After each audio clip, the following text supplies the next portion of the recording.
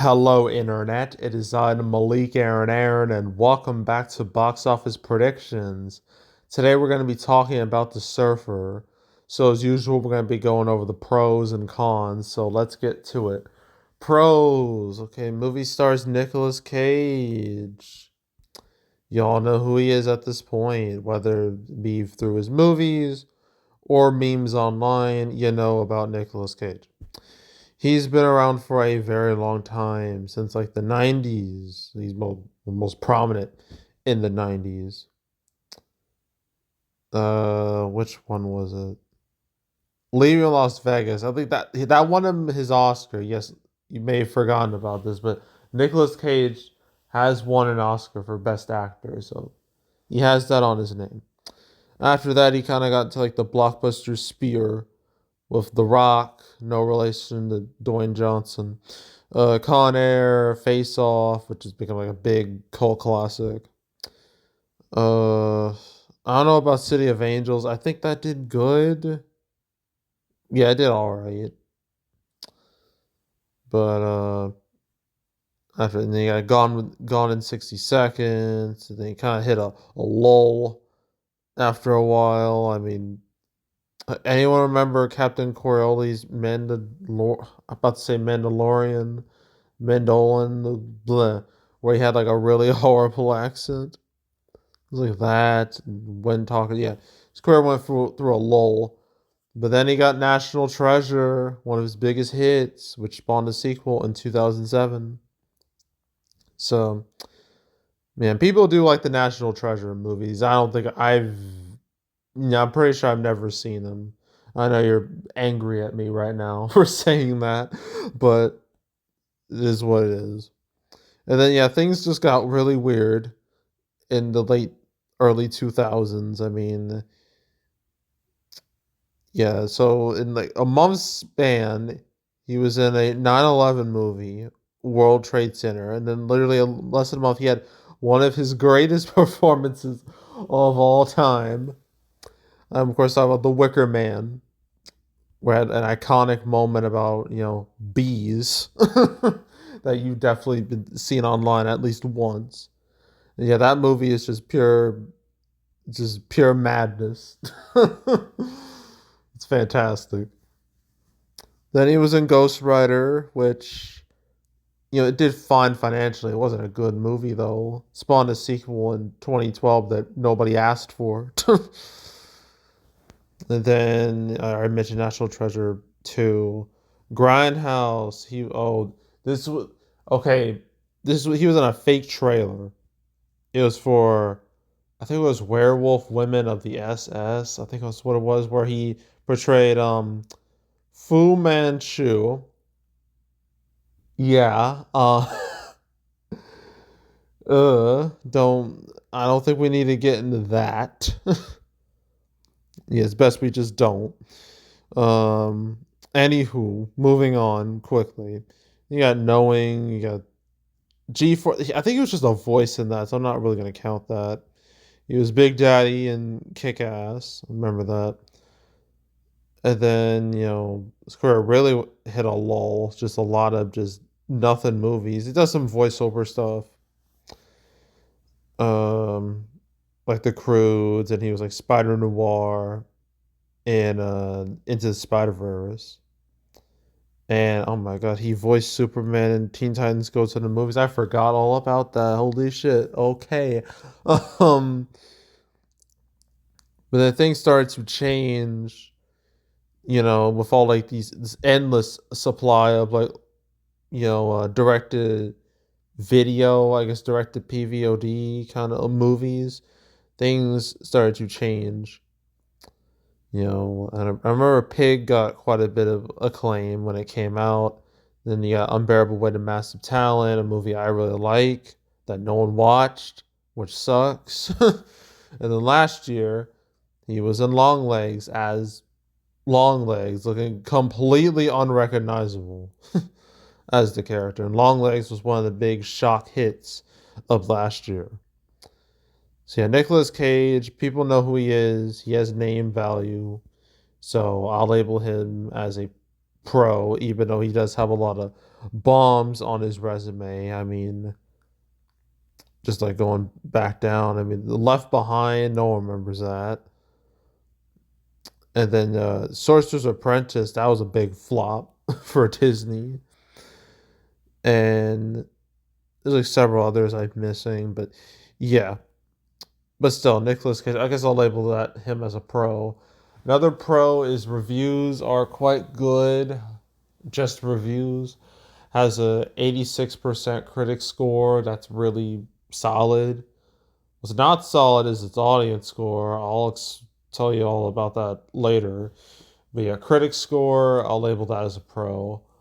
Um, I think that's it with pros though. I can't think of anything else. So yeah, let's go to cons. Oh, I'm looking at this audience score right here. 48%. So yeah, there's a bit of a gap between 86 and 48. So now I'm curious, why 48? What did this movie do? I have a feeling it's either that the it might be a case of expectations that might be playing a factor, or the movie just like hella sucks. I don't know. About to find out.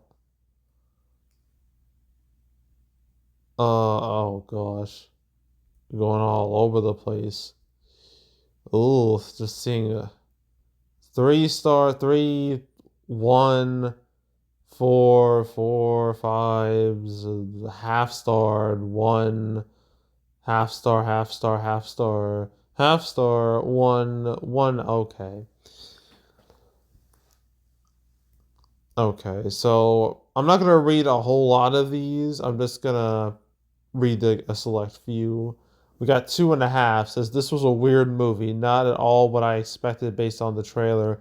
Nicolas Cage has some great acting, but the story was very confused. Weird ending. Uh, let's see. The half star says it was a very unnecessary story, frustrating to see it as it unfolded, and real confusing on what was going on apart from the actual sequence to turn the character delusional. The actual reveal was very underwhelming, and the emotions of the house and the family being the anchor for the character to stay was not convincing. Uh, let's see, another half star. Honestly, I did not enjoy this movie at all. Unlikable characters. Cage's character is pretty sad and pathetic and goes through all kinds of physical and emotional torture. Not sure why his character let himself undergo such misery. He actually walked out after an hour as I couldn't take it anymore. Wasn't for me. So uh blah blah blah.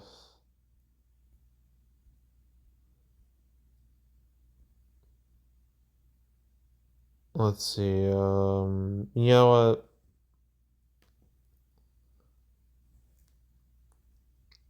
Let's see. Yeah. Trying to find another one, at least one more that I think would be like good to read.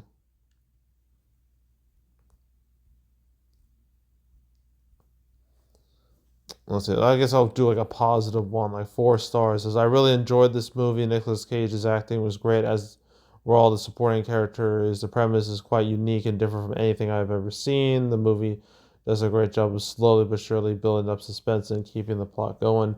So yeah, there's some people who like it, but I'm seeing a lot of negativity in these audience reactions.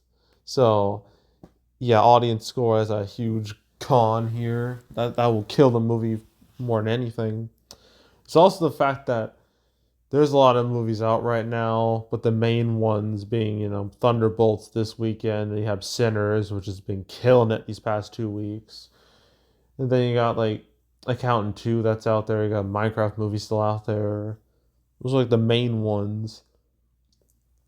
But yeah, not to mention, I feel like people would just rather just save their money to watch, other main movies coming out that are going to be like much bigger in scope and just probably just better.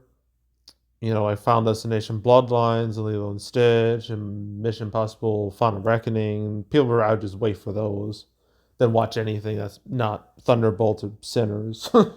So, yeah. So it's competition in general. I'll label that as a con. Another con, just the lack of theaters. It's only like in 894 theaters, I think. Close to 900. Let me just check. Oh, with 884 theaters, so just not about 900 roughly. Yeah, just not a lot of theaters. No real marketing surround this thing, so that's a con too. Another con is this from like roadside attractions. They haven't really released any real hits recently. I mean, they have hits under the belt, like, I can only imagine, but that's very much a rarity.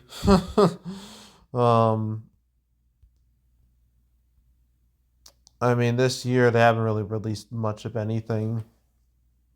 There's been like Last Showgirl and Riff Raff, but neither of them really like set the world on fire financially. So yeah, that's a con. Just roadside attractions, box office resume. And so opening weekend, I think I might hit like a million, maybe a million more or less. I'm gonna go with that. A million more or less. His final total probably hit 2 to 3 million, definitely closer to two, maybe less than two, but we'll see. And yeah, that's it for the Surfer. Now, the main attraction of the weekend, Thunderbolts Asterisk. That is the main movie coming out. So stay tuned for that video. But yeah, that's it. That's all. Make sure to subscribe, like this video, leave a comment, turn on notifications, share the whole drill. You want to check out more videos like this? I got playlists on the homepage. All previous prediction videos I made this year, the past few years. You want to watch any of them, go right ahead. There's also box office recaps where I go over the box office results for any particular month. April recap will be around about next weekend. May recap will be like around the beginning of June, roughly between the 6th and the 13th, ideally, unless something changes. So yeah, stay tuned for that. But if you want to watch any of the past recap videos I made on the channel, you can go right ahead. And yeah, that's it. That's all. I am out. Goodbye. Oh wait. Oh, there's also the canceled series. 250 episodes of cancel. Yeah, 250 episodes. Movies that are supposed to come out but didn't. Want to watch that whole series? Want to binge it from beginning to end? I highly suggest you do that. So go do it. And yeah, that's it. That's all. I am out. And goodbye.